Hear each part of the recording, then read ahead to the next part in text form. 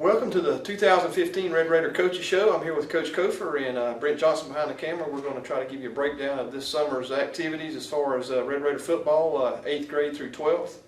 We're going to talk a little bit about the two scrimmage games we've had and then talk about the upcoming regular season game with Lanier County.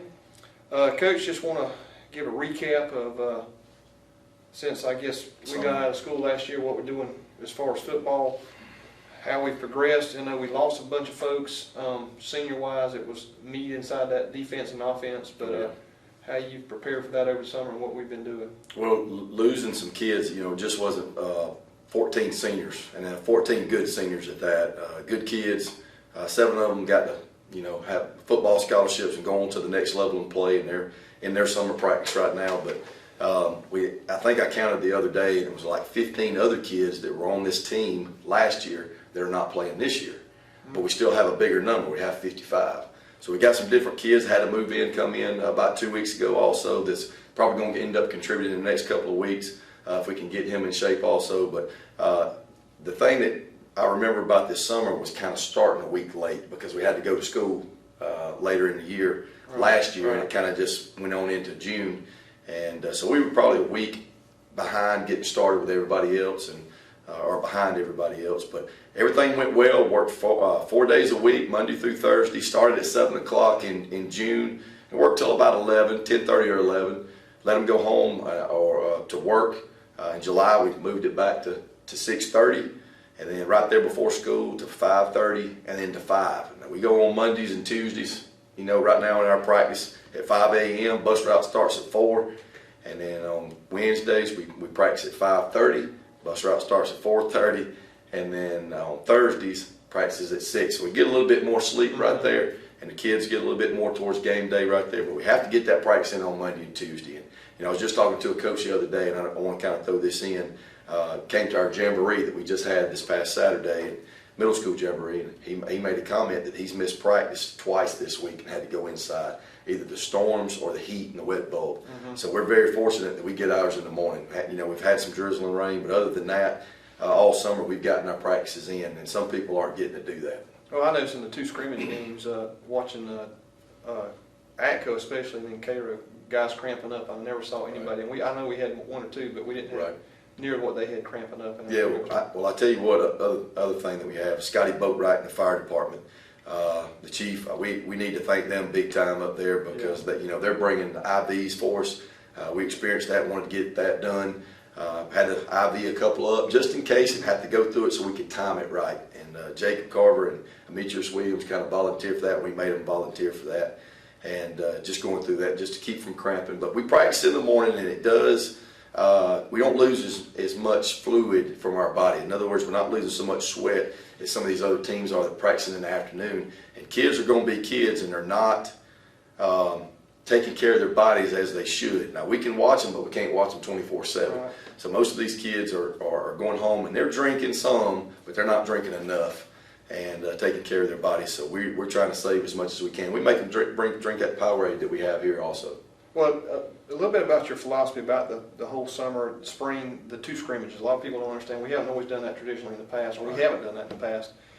We go to a two scrimmage format now and not do a spring. A little bit about your philosophy about that while we're... Yeah, well, Georgia High School, I was never a big supporter of spring practice. I just never understood why you suited them up for 2 or 3 weeks with pads on and then took a break for a month and then came back in the summer and you couldn't pad them back up until August anyway. Right. I never understood that, but I do understand the philosophy on, you need to find out who you got coming back, and kids grow up in a year, and they really do, and they get stronger and just grow up mentally a lot more. But it's a different thing. But Georgia High School has just allowed that in the past 2 years. This is the second year. So if you don't do a spring practice, you can do 2 scrimmages during the year.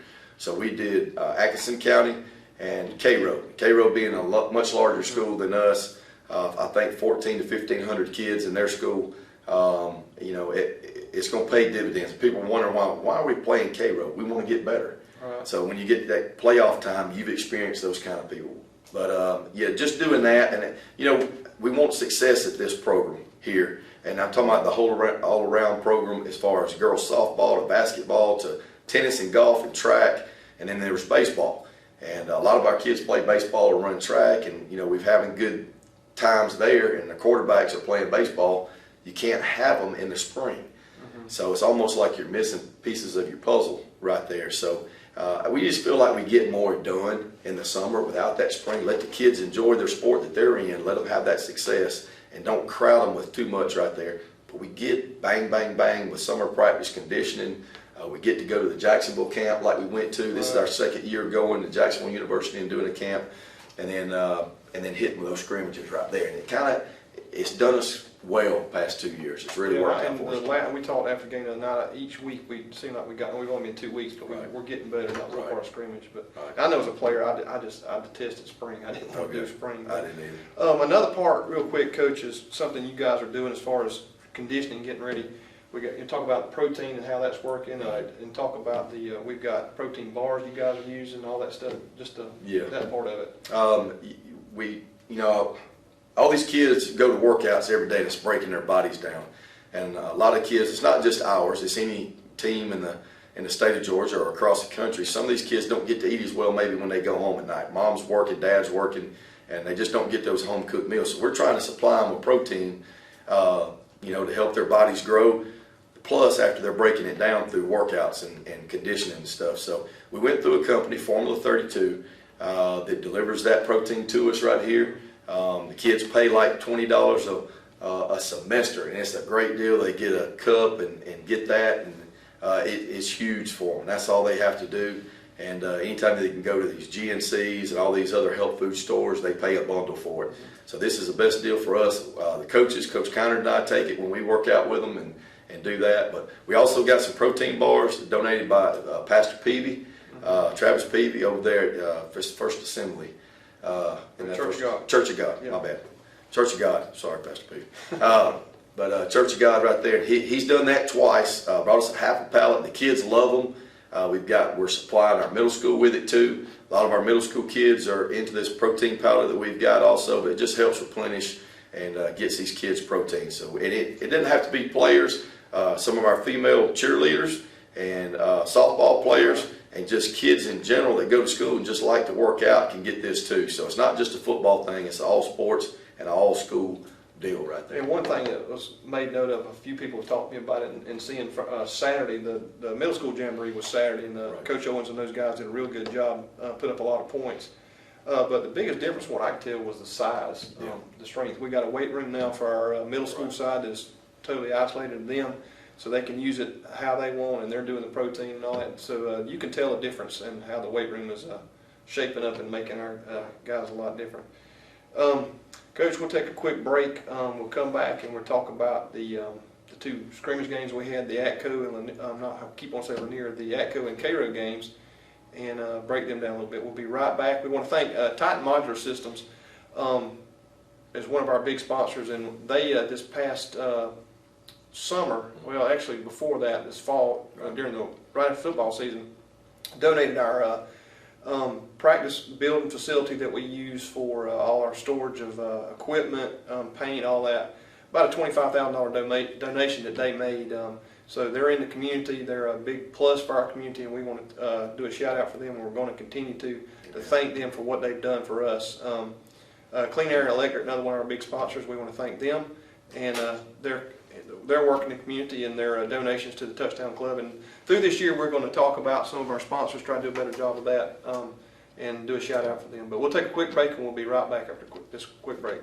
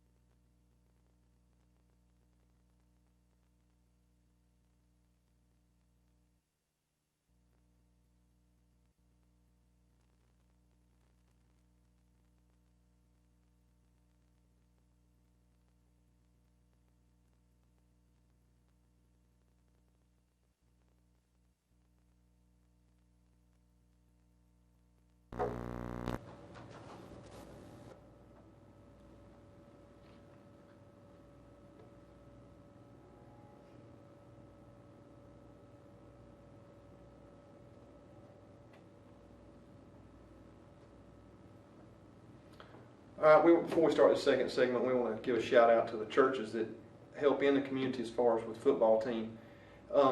First scrimmage games against ACO was New Vision. Yeah. And then second week or this past week, Lee's Chapel.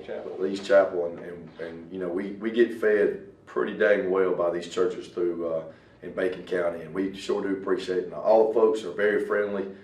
Even got a standing ovation going to Lee's Chapel and New Vision. These folks love these kids and love the program. Will do anything for it. We just want to tell everybody that we appreciate it. And it's nice to visit churches and be able to eat there with the nice folks.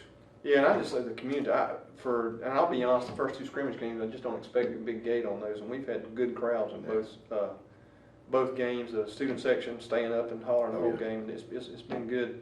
Ready to get started for real here now. Talking about the two games, ATCO first coach coming straight off summer practice, first time getting to strap it on and really hit somebody else other than ourselves. Right. What do you take away from the ATCO game, a positive and a negative? You know, a lot of positives out of both games, but ATCO, you know, when we had the ball, we moved the ball. I think we're offensively, defensively, special teams. I already think that we're way ahead of where we were at this point last year. You know, we might have lost 14 seniors that were dang good. I've already said that before, but you know, we're way ahead. Everybody knows what we're doing. You know, we're on base with what we're doing with the coaches and kids. We're seeing that. Now we have to correct some mistakes, but offensively, I thought we did well. We've turned the ball over the past two games way too much. You know, and one was just a learning curve for a young kid that we got back there, and they scooped it up for a touchdown. And then one was a missed throw right there that they ended up taking back. And I thought our defense, you know, talking about weak points at that time, I thought we were running to the football. That's the positive. I thought we had, you know, 9 to 10 kids on the ball almost every snap. Kids running to the football. We didn't have that last year. People just being aggressive. We are 10 times smaller than we have been. You look out there at ATCO, and they're huge. They're going to do some damage in single A. And I'm glad we got to see somebody that was big. Had two big running backs that were huge. You just have to see the game to understand. But, you know, the depth problem got them. So I think we were in a lot better shape. You know, I went and talked to the ATCO group and coaching staff after, and, you know, just made the comment. I thought they're going to do a great job, and I really do think they're going to do a great job. I think they're coached well also, and they can make a run, but they're going to have to get their bodies in shape and do that. And, you know, we lost a kid up from here, Dalton Royals. I love Dalton to death, but Dalton's playing over there at ATCO now and did a good job for him. But things we have to work on was aggressiveness after that week. Just being more aggressive on defense, I thought we just played too low-key there. You know, getting our offensive line back. I think our offensive line's better this year, more aggressive, and we can play a lot more people. I think we have more depth. Coach Connor's done a great job right there. And, you know, special teams-wise, we did special teams. It's the first time that we've been able to do special teams in 2 games.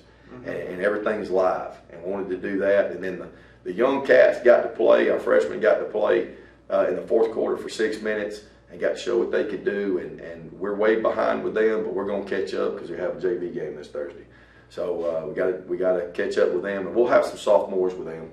We'll bring some folks down that's playing sparingly on the varsity level and get to play with them. But and then getting on to Cairo, you know, Cairo is a 4A school that's in the top 10 year after year, state championship, probably 6 years ago, I think it was 6 or 7 years ago in Quad A. So anytime you schedule somebody, you can schedule a cupcake, and ATCO is no longer a cupcake, I can promise you. Yeah. And then, you know, I get to Cairo game.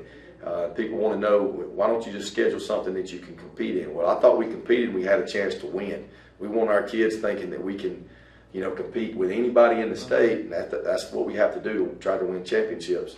And if you're going to make a run in the playoffs, you need to play good people throughout the year. And we play some good people. But when you get to scrimmage, let's go against some bigger cats that do some different things.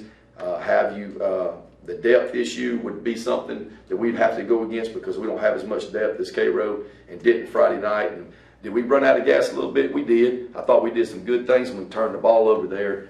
in the third quarter that that cost us a little bit. But there was no doubt that our kids thought they could move the ball against them and play defense against them and hang with them. And that's that confidence thing that you want. So anybody we play against, I think our kids are going to be mentally ready to go against them. And that includes Vidalia and Benedictine too. We're going to take our shot at them also. And but definitely the Cairo game, we came up short 23-14 with the varsity right there. But definitely thought we played better. I thought we tackled better. I thought we were more on the same page. That'll get progressively better throughout the year. And just definitely think our kids have bought into our system.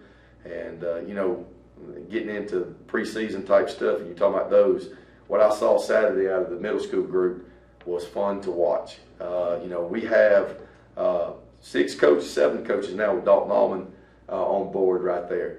Down there. So we want to have 6 coaches, just like we did on the varsity level. And people say, why? Well, it's to get everybody's kid coached and make those kids feel important and get them better so when they get to us, they know it. Mm-hmm. And these kids played amazing Saturday. It was fun to watch. And it wasn't just 1 or 2 people. I mean, it was the whole team. You had the offensive line getting after it. It was fun to watch them driving kids down the field, being aggressive, but throwing the ball.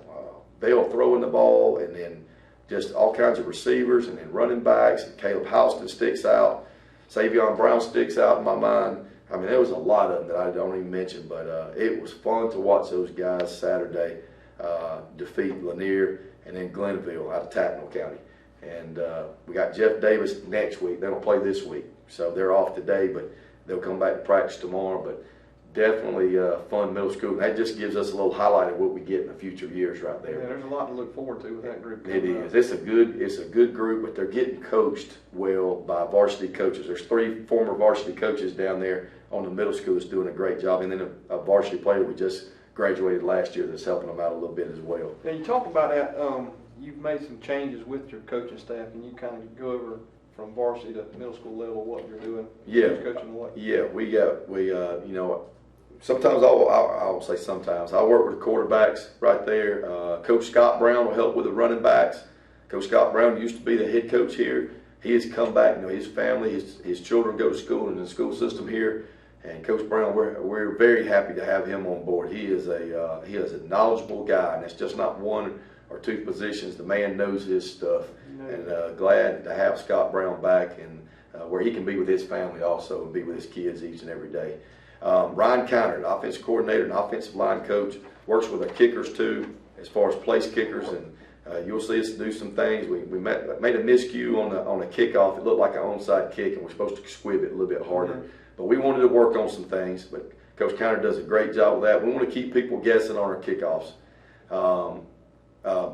Kyle Langford, our defense coordinator, coaches defensive backs. Coach Langford's this will be our 3rd year together. We coached at the other place I don't want to mention. The other place before here, and Coach Langford knows his stuff.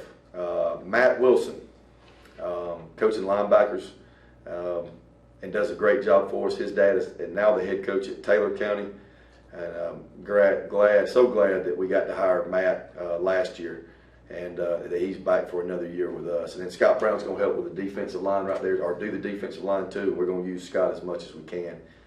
And his expertise and stuff like that. But down at the middle school, Steve Owens and Thomas McCullough went down to improve our middle school program along with Derek James. And those 3 are doing a great job. Took on Dalton Allman right there.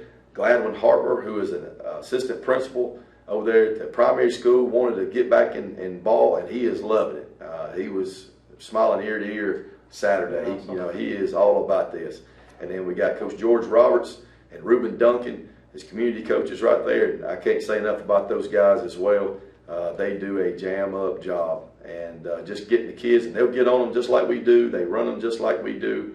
They coach them just like we do. It's nice to have that, and they're saying the same things that we say, to our kids up there about technique, about stance, and just being perfect on plays, and doing the best they can, hustling on the field. And when you got, Derek was down there last year, and there's not as many eyes down there. So I know Derek James is having a great time with this now, and it's just more fun for the coaches and the kids when everybody's getting coached down there and everybody's getting watched. And it's a lot better. You just got more eyes on them, more discipline.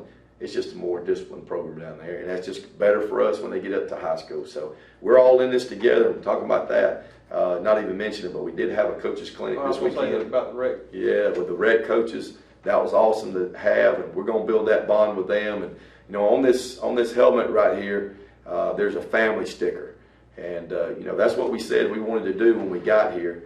And our middle school has that sticker, the high school has that sticker, and our rec program is going to have that sticker on their helmets as well. We're all in this together as far as coaches, rec, middle school, and high school. We're not different. Nobody's better than anybody, but we want to be on the same page with everybody. And West American, those guys down there at the rec department are all behind us, and we're all behind them. And I'm going to go watch those young guys play some ball down there at the rec program. But it's going in the right direction with all these coaches that we have, and it's fun to watch. And I can't wait to watch the little ones down there at the rec department with those family stickers on that, because that's what it is. It's one big family. That's right. Coach, before we break for the second segment, any injuries to speak of going into the regular season here that we're...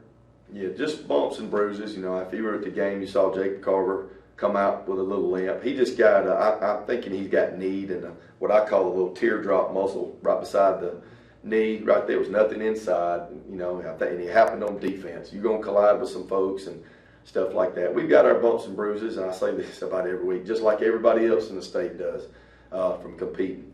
But our kids, and you know, we've got some smaller kids that are having to step up as sophomores too, and just beating themselves up and just getting used to it. It's the beginning of the year, and it's going to happen with little hematomas, blood rising to the skin after you get frogged on the forearm or something like that. But other than that, you know, big man's doing good with his, you know, he separated his shoulder during baseball season. He wears a harness up under his shoulder pads that he completely hates, but we put that sucker on him and strap him down. He can't lift his shoulder more than about right here. So, you know, if he tries to catch a pass that's over his head, he's going to be a little, you know, not his best. And so I don't want anybody getting on to him. He can't raise it too much, but he sure is catching some touchdown passes the past 2 games. Yeah, so he's not affecting him any. Yeah. So other than that, no problem. So we're going in pretty healthy. All right, we'll take a quick break, and I want to remind everybody, and I'll have Brent, when we finish up the show, is put up the link for BCTV. All the games again will be broadcast live, streaming on BCTV, and you get your annual pass, so you can pick up all the games. Because after we get done with Pierce County in 2 weeks, we go on the road for a good while with Benedictine, Bryan, and Long. So if you're not able to get those games, you'll be able to pick them up on BCTV. So and Brent will put that link up after, a little more information about that. So we'll take a quick break, and we'll be right back.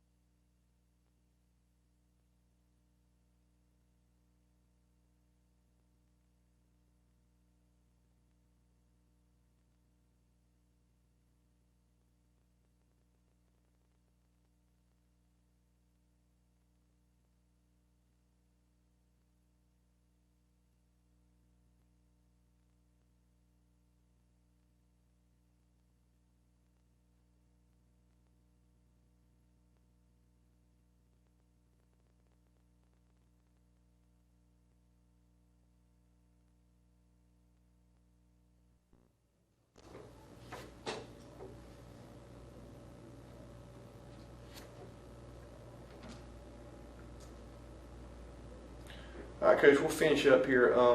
Before we talk about Lanier County, talk about real quickly. Lanier's not a region game for us, nor is Pierce, but next year things are going to change. I know they met. You said it passed 47-10. Can you kind of, in layman's terms, real quickly, kind of break down what the changes will be? Right. Because there's been a lot of questions out there, and you've asked me, and I told me to get with Coach and let him explain to you guys what the changes are going to be. Yeah, and I don't think any of us as coaches know 100% necessarily what's going to happen. It's where we're going to fall. Single A is still going to be split, public and private. They can still play each other in games. They'll still count on their record, but you have to have that power ranking in single A. So they'll continue to still have that. All right. At the top level, where you have 3,000 kids, I think it's 2,000 and above. You've got some of these schools. I think Mill Creek and Gwinnett is the highest. I think they're the highest, with a little over 3,000. That's going to be the Super 44 is what they're going to call it. There's going to be 44 schools up there. That doesn't mean that they can't play anybody in single A or double A or anything like that. But when it comes playoff time, those 44 schools will be vying for spots. And I don't even remember how many it is, but playoff spots right there. So it'll be something like single A once they get to playoffs wise. Then you're going to have 2 through 6 still again. Now that's going to change some folks and drop some folks down, or some folks are going to go up. I don't know necessarily how that's going to happen. We could possibly be in a double A region and class with some schools that are more like us and not bigger. And then we could fall down into single A. A big thing is there's going to be the private schools are going to have to go up a class because they get kids from a different service area from where they are or naturally would get. Your city schools or your county schools. It doesn't necessarily matter if you're a city or a county school, but if you're drawing more than 3% from neighboring counties and that want to go to your school, correct me if I'm wrong, because right. All right. Well, like Vidalia, their service area is Toombs County and Montgomery County. And Montgomery County, so as well as Vidalia City. So I mean, that's Vidalia is going to go up a class. It's gonna happen. Now that may not be necessarily bad for Vidalia. They may be playing most of the same teams that they're playing in the playoffs and during the regular season. But for us, we're a lot different. I mean, the last I heard it was like 520. It might have gone up since then, but first day of school, second day of school, it was like 520. Yeah, but our numbers are actually taken from the last 2 counts. True. So they won't even, the numbers that we've gone up this year won't matter. So that's actually a good thing for us. Right. So we could drop down, and people will say, "Well, is that a good thing or a bad thing?" Well, I don't know yet. It depends on where we get up in regions, and we're right along the same lines as Long County, Bryan County, and McIntosh County Academy. Those other schools like that, we're kind of in the same area as far as student population with them, FTE counts, and all that kind of stuff. So I have no idea where we're going to end up just yet. I don't think even Georgia High School knows.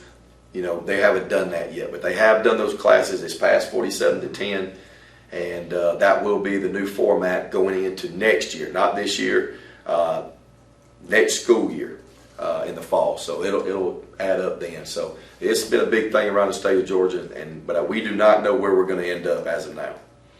Okay. Well, and I know that's probably clear as mud now, but everybody's still asking and questioning about it. We'll try to keep you informed. BCRaidersFootball.com. I'll try to keep something on there so we can get the information out as quick as we get it. But back to our regular schedule. Of course, Lanier's not a region game, but it is a regular season game. Counts for our record.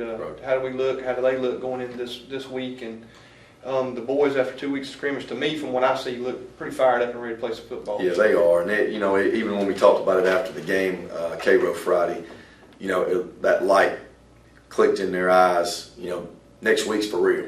This counts for real. Not that they didn't take it for real here, but it's a little different outlook knowing that these things are for real. So we came focused today, and this morning's practice, and it was pretty good. For a Monday, we didn't have our music this morning, which kind of threw us off a little bit. Even the coaches, we got to have some noise out there to get ready, and it helps with our communication on Friday nights also. But we got that thanks to these 2 guys right here. But it was pretty good. Lanier is got some athletes.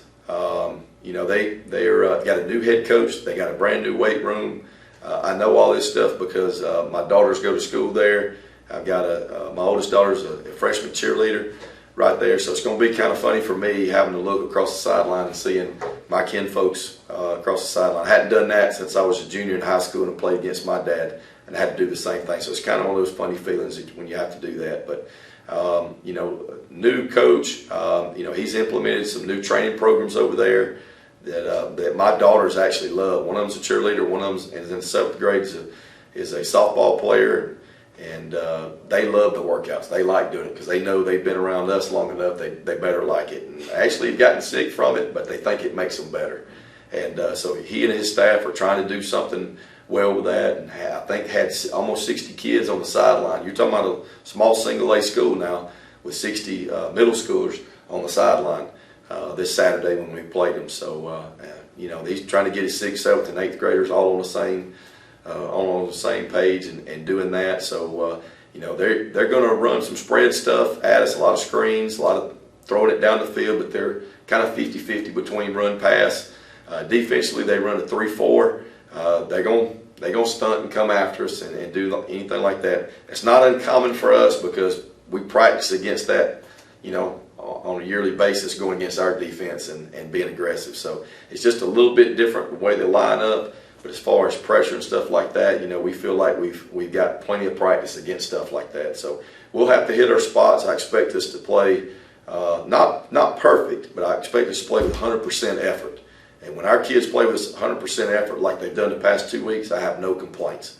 I can't stand when they don't give an effort. But our kids have given an effort all summer. It's gotten progressively better, especially since we came back in July. And so we expect something from Lanier coming here. They're playing with a have nothing to lose attitude. I know they'll do that, and new coaching staff, and they're trying to learn each other as well. I mean, as kids and coaches, and Lanier's had some coaching changes, a lot of them in the past few years since Daniel McFarland left in 2009, I believe, or 8. I can't even remember, but it's been either a year or 2 years, and they've kind of, you know, been through the ranks. So the kids have no continuity whatsoever. And it's kind of just like a revolving door right there. So, you know, they do throw the ball up a lot, which scares the daylights out of me, because when you have teams like this, got some athletes, and you're just throwing the ball up downfield, they're liable to come up with one of them and make a big play. When you make a big play like that, it can change the game, gets the fans in the game, and stuff like that. So, you know, it plays on our emotion. I thought we handled the emotion well Friday night. Bad things happened. They're going to happen in any kind of game that you play. You can't play that perfect game, I don't think, but how you react off of those miscues, like turnovers, interceptions, or anything like that, shows a lot about your team. And we did that against Atco, we did that against Cairo, and hopefully we'll do that against Lanier too, and have a good attitude. But everybody's been focused today, and that usually Monday is the worst day because it's a teaching day. But can't wait to play them, and can't wait to see my baby across the sideline right there. Well, I can tell you, everybody in Macon County is ready for some football that counts. So if we pack them with the scrimmage games, I know they'll be in here for Lanier. Yeah, and I wanted to shout out right there to our fans. You know, that 2 good gates, and we talk about that because it helps us go to camps and pay for our uniforms and stuff like that. But you don't understand how that makes us feel down on the sidelines, knowing that we have that big brother right behind us. And I say that because we've got the student section right there, and we've got all these community people. And it sure is good when I can wave to people coming in the fence, going to the sideline, and that makes me poke that chest out a little bit. And those kids think that too. And just that we've got that support, and it's an awesome feeling for all y'all to be there. And we sure do appreciate it. And y'all are part of the family as well. That's the whole community is. So thank you. Well, we're going to wrap it up for this week. I want to invite everybody, Touchdown Club. We meet every Monday at 6 o'clock p.m. at the field house here in the classroom. We need all the help, all the volunteers we can get. Membership, we still have some red seats available for sale, just a few, so if you're interested, you need to get with us as quick as you can. But a lot going on, a lot coming up. Homecoming this year is October the 30th Is that right? This is the Yes, day sir. before Yes. Halloween this year. Senior night will be the next week against McIntosh, which will be November the 4th or 5th or something like that. So, like I say, a lot going on this year. We're excited about playing some football. And Brent's going to put up again here at the end the links and stuff for BCTV. There's an informational website out there that you can go to that kind of explains what the yearly passes all in all. Let me say up front that we don't control that at all. That is something that NFHS Network does. So we have to go by their guidelines. And just a shout out for Brent and his class. We just got the award for best in the state of Georgia for NFHS Network. We had the most subscriptions than anybody else in the state of Georgia, and the most live events. Am I saying that right, Brent? The most live events. Yes. So, and that just goes kudos for you guys out there that want to watch these sporting events and are getting on there. It's not just football; it's softball, baseball, all the other stuff, and basketball going on too. So, just a good community and way y'all feedback and support these kids is just outstanding. So. We will wrap it up and we'll see you next week, same time right here on Red Raider Coaches Show.